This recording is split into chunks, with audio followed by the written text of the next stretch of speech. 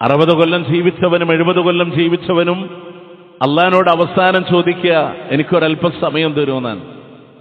അതെന്റെ ഒരു വെറും സംസാരമായി നിങ്ങൾ കാണണ്ട.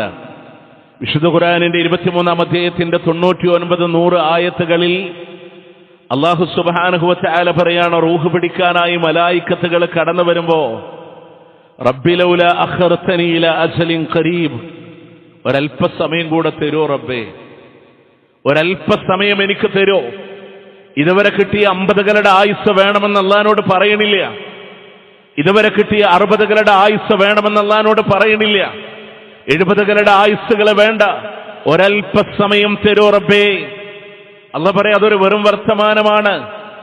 ഖുർആനിലെ സൂറത്ത് വീണ്ടും അല്ലാഹു തആല മുനാഫിഖൂനിന്റെ അവസാന ഭാഗത്ത് അള്ളാഹിനോട് അപ്പോഴും മരിക്കണ നേരത്ത് മനുഷ്യൻ പറയുന്നുണ്ട്, ഒരല്പം നേരം തരുമോ? ഫഅസ്വദ്ദക വഅകും മിനസ് സ്വാലിഹീൻ, ഞാൻ നന്നായിക്കോളാം, ഞാൻ ദാനധർമ്മങ്ങൾ ചെയ്തോളാം, ഞാൻ സ്വാലിഹീങ്ങളിൽ പെട്ടോളാം, ഒരല്പസമയം എന്നേ അള്ളാഹിനോട് ചോദിക്കുന്നുള്ളൂ. പക്ഷെ അള്ളാഹ് തരൂല്ല കേട്ടോ, അള്ളാഹ് തരില്ല.